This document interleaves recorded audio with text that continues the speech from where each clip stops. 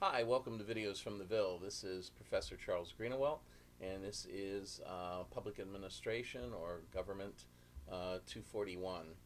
Um, Public Administration and Public Service.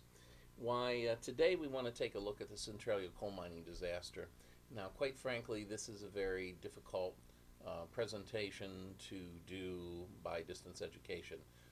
This is one that we would really benefit by doing in real time. You have the PowerPoints for it, and so I'll briefly go through them and touch on them. But this is one that you'd really benefit by having to read the case study, as you do have to. Read the case study in the text, and then go from the case study to we go from the case study to the classroom discussion of it, and then trying to see what lessons we can learn from it. But let's take a look at the Centralia coal mining disaster for a little bit on the PowerPoints that we have, and we'll see what we might be able to learn as we go along here in this mode of education. When we look at the Centralia coal mining disaster, this is a wonderful case study to use in public administration because it pulls together so many different topics that we are first looking at in public administration, whether it be communication, leadership, organization. All these things are pulled together and found in this particular case study. In the Centralia coal mining disaster, we're not talking about Centralia, Pennsylvania. We're talking about Centralia, Illinois.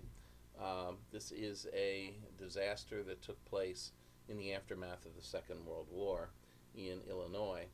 But they generally start out with a discussion of what is coal. We find, of course, what is coal? Coal is just organic material that has decomposed and become compressed over many millennia and has gone, it's organic material. It's dead trees, leaves, dead animals, and so forth. And as it's compressed over the years, it becomes eventually what? It becomes peat moss, it becomes peat. And we find in Ireland, for example, there are many examples in movies and literature of how people would go out into the moors and cut up a slice of the turf, and they would bring that back to the house and they would burn that in the fireplace as a source of heat. That was peat. So you have peat, and if the peat is left go for many more millennia, that will eventually become coal. It becomes coal, and if the coal is left go for more millennia, you find that eventually that material will be continually compressed until it becomes diamonds, right? But we find there's two types of coal. Coal is both anthracite, which is hard coal, and bituminous, which is soft coal. We find that Pennsylvania, interestingly enough, is the Saudi Arabia of anthracite coal in the world. We have the largest seam of anthracite coal in the world that runs from Shamokin on the Susquehanna River over to Hazleton on the Delaware River. It's owned by Philadelphia Gas and Electric. That particular seam of anthracite coal is the source of our Centralia coal mining situation, which is Centralia, of course, in Pennsylvania is right there along Route 61, and that's a whole nother case study for another time. But that is anthracite coal. We find hard coal is or anthracite coal. This is used for it can be used for heating, but it's used for high quality steel production.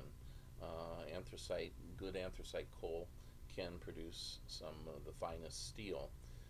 We find that bituminous coal or soft coal, which you find throughout the world, we have it in many other places in America, West Virginia, Kentucky, Montana, Wyoming, there's so many other places, Ohio. We find that bituminous coal is used for heating primarily.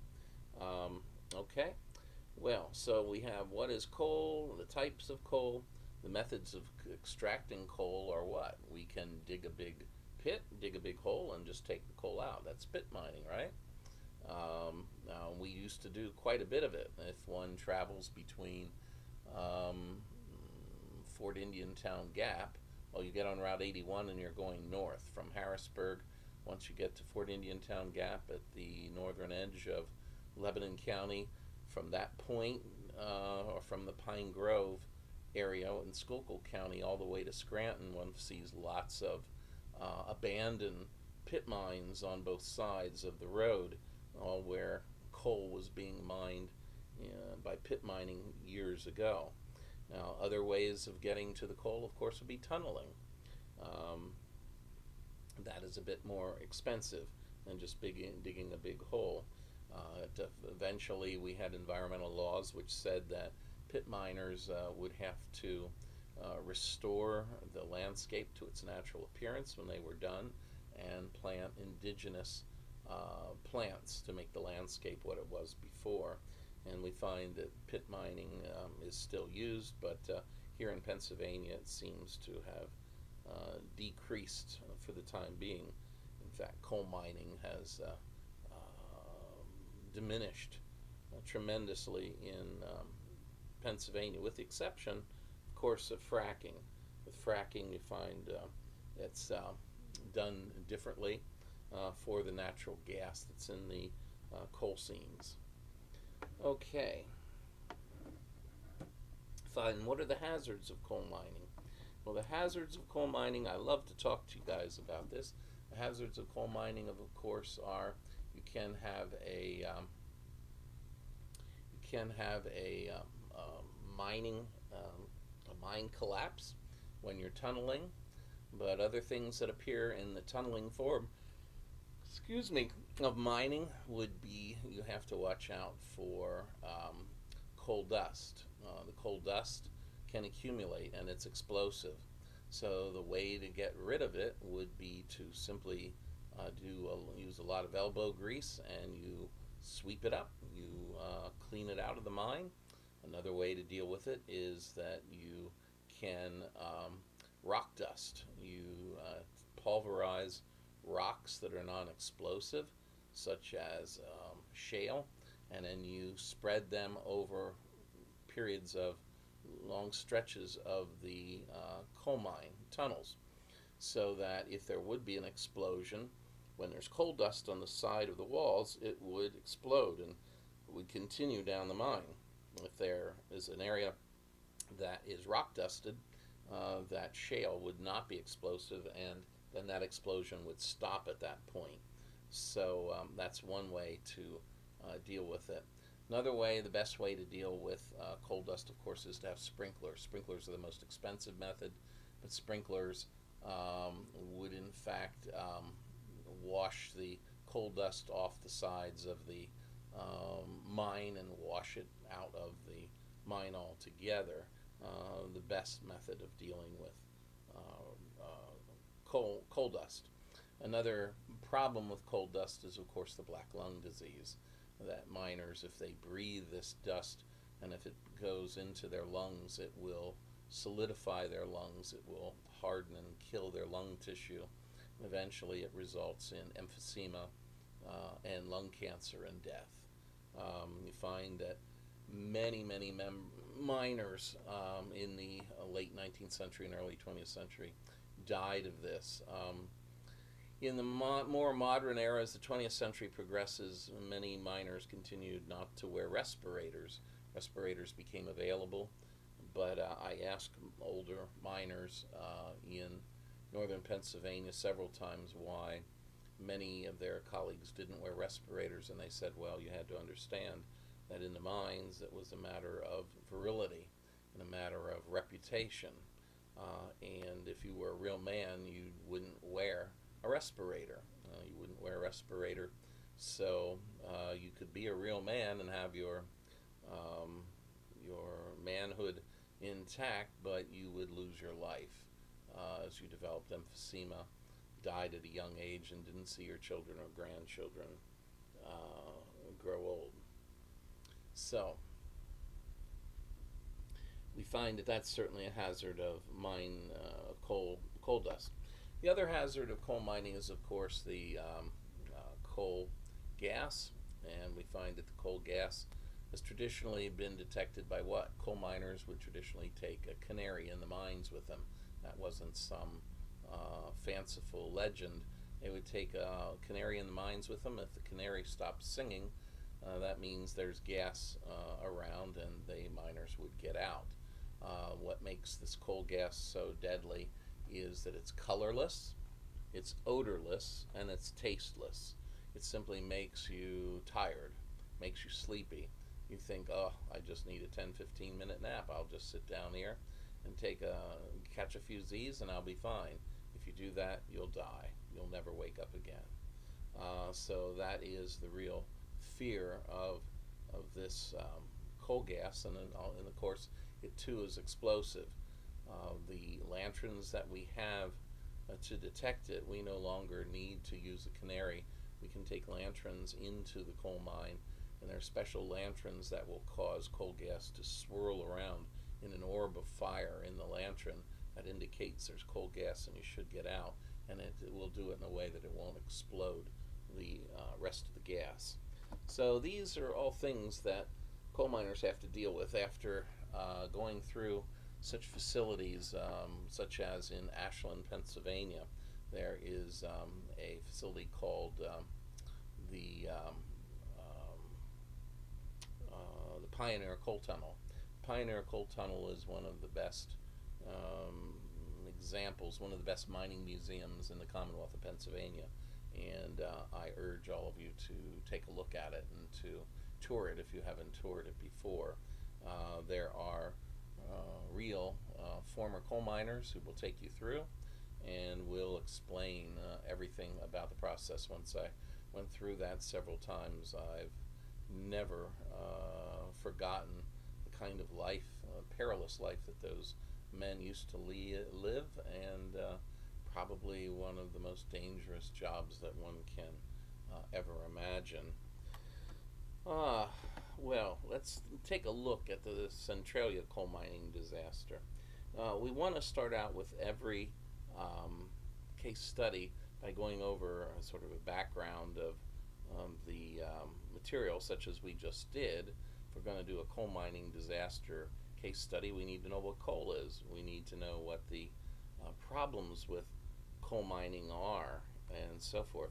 Well, let's take a look then at the organizations. We look at the organizations, and we look at the individuals, we look at what happened, and then we look at how could the case study turned out differently. So those are the things we look at. Now we look at the organizations involved in the case study, and there is the state of Illinois, of course. The state of Illinois is involved. The United Mine Workers of America is involved, of course. They had just been formed in the 20th century.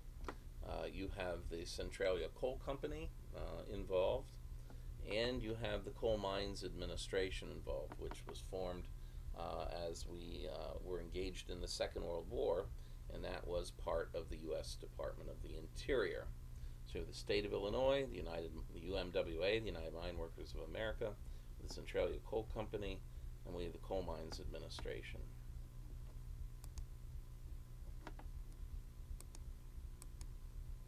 And we look at the characters. Who are the people involved in this particular case study? Who are the individuals involved?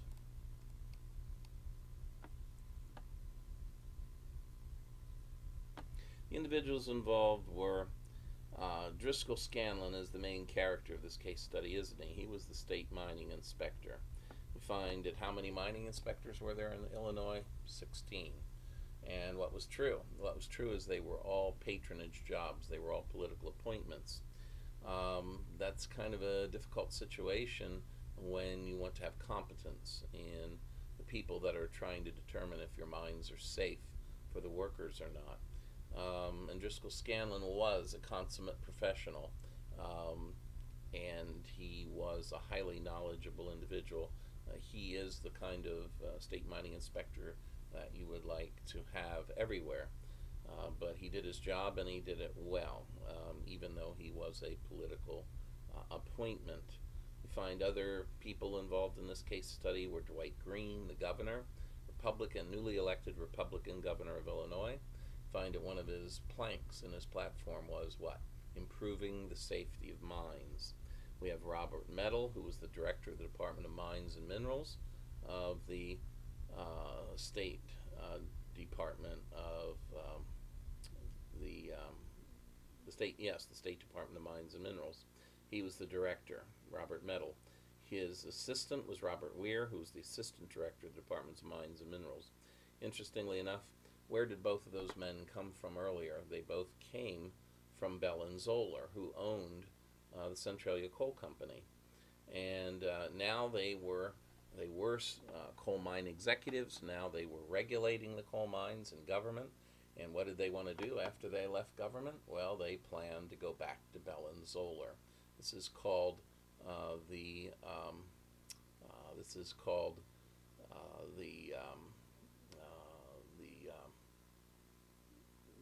revolving door syndrome. The revolving door syndrome.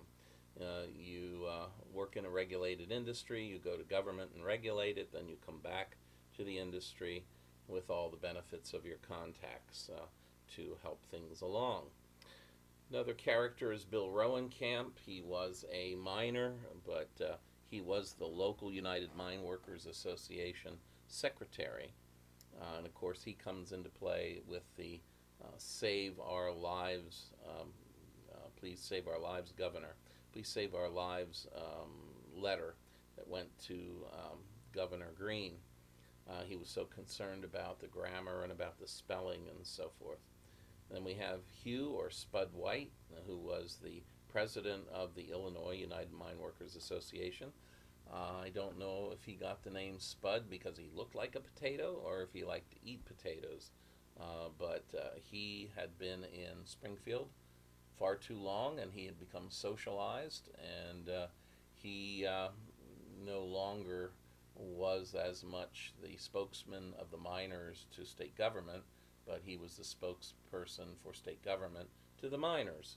He was very used to attending all the fine fundraisers and the socials, and he wasn't nearly as concerned with the concerns of the day-to-day miner. Then we have John L. Lewis, who is one of the most important figures in American labor history. We find, of course, he is the founder of the UMWA, which was based in Washington, D.C. We have Frank Perez in this character in this case study as well. Frank is the federal mine inspector. We find that the federal government has no power over the mines until the Truman-Krug Agreement towards the end of the Second World War. And then, for the first time, Frank Perez has power over the mines, finally, when the war is ending. And then we have Brown and Prudent. Brown was the mine manager, and Prudent was the mine superintendent. So these are all the people involved in this case study. So I'm glad you had a chance to become familiar with them. Well, the thing that I like you to do in this next slide, which is points of discussion, there are pictures there of the main men involved. You see a picture of Driscoll Scanlon on the lower right. You see a picture of Governor Green in the middle on the bottom, and a picture of John L. Lewis on the bottom on the left. And there he is on the cover of Time magazine.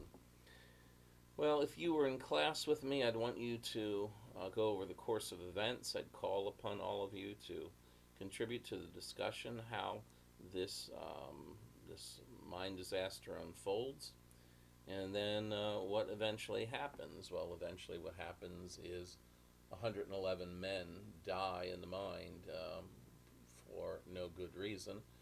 That was an accident that could have easily been avoided. But we discussed the case and why it wasn't avoided, and what could have been done to save the lives of these miners. And that is something that bears close scrutiny.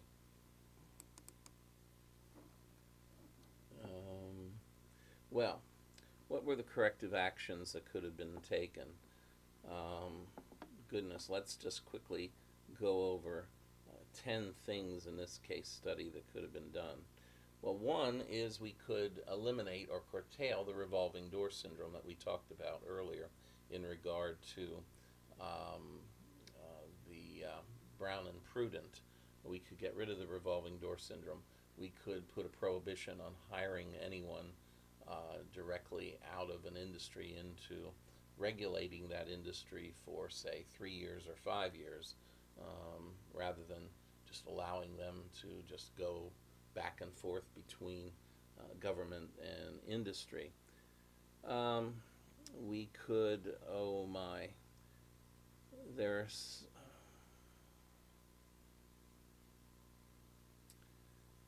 we find that the state mine inspectors, Driscoll Scanlon was one of 16. One of the things they had to do was inspect the mines and to make sure they were safe. But in addition to doing that, they also were expected to raise funds for the administration to run in the next political campaign. So here Driscoll Scanlon would have to go from mine to mine, and he was supposed to be tough with the mine owners to enforce rules of safety, and expecting them to follow, but yet when it was all done, he would sit down with them and then he would ask them for political contributions. Well, I suppose it would be easier to get a political contribution if you would go easy on them in terms of enforcement. So those things seem to be at cross purposes. You find that this leads us to clearly see that the state mining inspector should have been a civil service position, and it should have been filled through merit, not through patronage. That was another thing that would have helped avoid this situation. Um, Find that, oh my, we should have given the mine inspectors more job security, more power. Driscoll Scanlon was never concerned about this because he knew he could always find a job. He had always been employed in the coal mining business, and he knew that he would be in the future. You're entering the Second World War, there's full employment. One thing no one is concerned about is finding a job. But in regular times, it would be good if the mining inspectors would have job security and more power to close the mine. Certainly, one of the other things you could use is term limits for the leaders of the mining union to encourage responsiveness. Many times, the union leaders would not be responsive, would not do a good job, simply because they'd get in and they'd be elected term after term after term, and they'd be much more concerned about securing their next election rather than the conditions in the mines for their own workers. So unfortunately, through the beginning and the middle of the 20th century, one of the institutions in American society that was the least representative of democracy were labor unions, where people were elected over and over and over again. So term limits would be a good idea here. We should have given strong jail terms to company officials and to government officials in the aftermath of the explosion and the death of the 111 miners. What happened was they were convicted. Bellenzoller was convicted on 2 counts of negligence. So they paid, I guess, something like an $111 fine, something like that, for the death of 111 miners. It was obscene. They should have had officials both from the government side and from the business side that did very, very, very serious jail time. What are some of the other things that we should have done here?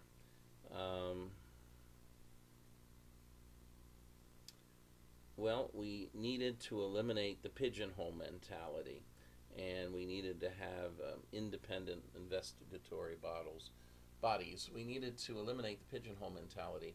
We find as the conditions in the mine got worse and worse, and the miners in Centralia decide to send letters. They send letters to Metal and Weir, and you find that Driscoll Scanlon was a gadfly. Driscoll Scanlon constantly filed reports talking about all the deficiencies of the mine. He didn't close the mine because he thought if he did, he would be fired. He didn't worry about his job security, but if he'd be fired, then the next mining inspector wouldn't be a gadfly and wouldn't point out the deficiencies in the mine over and over again. So you find that he continued to lobby for better conditions, but they really ultimately didn't appear. So eventually, the labor union decides to send a letter to Governor Greene, and it's the Save Our Lives letter, and it's sent by Bill Rowland-Camp to Governor Greene. Does Governor Greene ever see it? The answer is no, he doesn't. His executive assistant, Dwight Chapman, intercepts the letter. He reads the letter first, said, aha, this is a letter about mines and minerals, about mines, so it should go to the Department of Mines and Minerals, and I will send it back. Rather than showing it to the governor who it was intended for, Dwight Chapman had this pigeonhole mentality. There's a place for everything, and everything has a place. It's about mines and minerals. I've got to send it back. And it was never seen by the governor. Otherwise, maybe the governor might have saved their lives.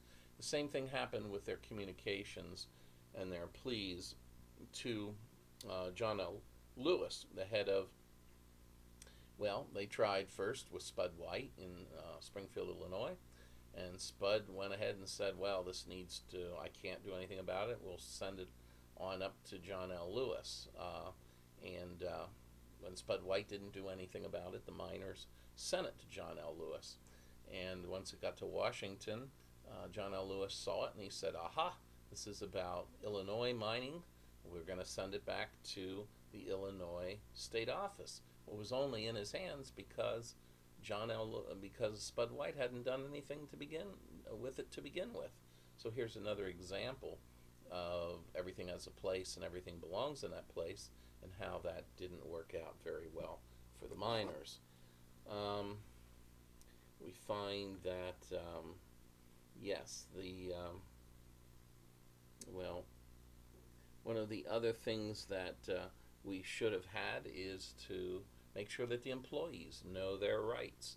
The employees believed that they could not call a strike, particularly after the federal government has given power over the mines under the conditions of the Krug-Truman Agreement, when in fact they were allowed to appoint a committee of three and to tour the mine, and if they deemed the mine to be seriously deficient, safety-wise, they could indeed call a strike. None of them knew that. So since they didn't know their own rights and privileges, again, they perished because of that. So make sure the employees know their rights. Also, something that would have helped them would have been an office of ombudsman. What is an ombudsman? Ombudsmen are very common in today's bureaucratic world, but an ombudsman is someone who can cut through red tape. When you deal with an agency or an office and you can't resolve the issue that you're hoping to resolve, you go to the ombudsman, and the ombudsman cuts through the red tape and helps you solve the problem. If there had been an ombudsman in all the different bureaucracies at this time, the miners could have gone to an ombudsman and gotten satisfaction as well.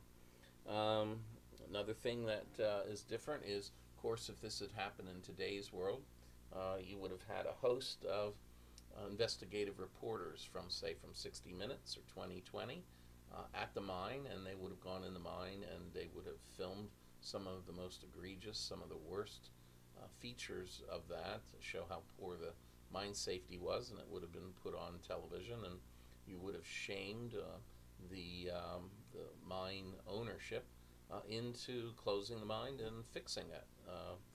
And of course, what happened in this point during the late 1940s, we still do not have the kind of mass media that we have today. You don't have the same type of investigative reporting. You don't have the same kind of mass media that's omnipresent throughout all of society that people see, and it would shame the Centralia Coal Company and Bell and Zoller. Um, we find that after the federal government does take charge of the mines, then Frank Perez has power. One of the other things we could have done was to, oh yes, here we are. He could close the mine through the use of a form. Um, this form was developed for the new Coal Mines Administration of the U.S. Department of the Interior. When the Coal Mines Administration was formed, they needed to staff it. Where'd they go to get the manpower? Well, they got the manpower from the Department of the Navy. Well, there weren't many people in the Navy Department that understood coal mining. So where they may have understood the difference between a frigate and a schooner, or a destroyer and a cruiser very well, they didn't know how to put together an appropriate form for Frank Perez to use to close the mine. The form that they designed for federal mining inspectors to close the mine essentially indicated that in order to close a mine, you'd have to indicate that the danger was imminent. In other words, if you didn't close it now, it would collapse tomorrow. And once they put that on, Frank Perez couldn't close Centralia because the mine had been opened and had been operating for years. It was perilous the whole time, but nonetheless it was open. So because you didn't have miners designing that form, you had naval officers designing that form, find that the mine couldn't be closed. So we wanted to change the CMA inspection form. These are some of the main ways in which this case study could have turned out better, and 111 men could have been, their lives could have been saved. In fact, when you see how the final explosion took place, when the charges are ready to be exploded in the mines, so that the coal on the working face will fall off, and the next shift can come in and frame up the open space caused by the explosion, hold up the ceiling of the mine, and clean out the coal that had been loosened, and get ready for the next shift. You find that that explosion always occurs during the change in shift when the mine is empty. Well, here we find that someone went ahead with these charges when the mine was full of miners, number one, and number two, they put their dynamite in the hole and held it in place with coal dust. Coal dust is explosive in and of itself. So they took the dynamite, they tamped it into place with the coal dust, and then they discharged it. It was exploded while the miners were still in the mine. This would be like trying to, someone's car doesn't start, so we'll go out to the parking lot and we'll say, can't get it started any other way. We'll unscrew your gasoline cap, we'll light a match, and we'll drop the match in the gas tank. That would result in a little bit of an explosion, wouldn't it? I don't know that it wouldn't start the car, though. The car would be destroyed, just like the Centralia coal mine was destroyed. So we need to be training good, competent, well-informed public officials. If we're going to have a public service and a government that works well in the future, we need to have all of you who are going to work in the public service be very well trained, knowledgeable, and know how to go about approaching and dealing with these problems. So I hope you'll think about the Centralia coal mining disaster and take another look at it. Okay, we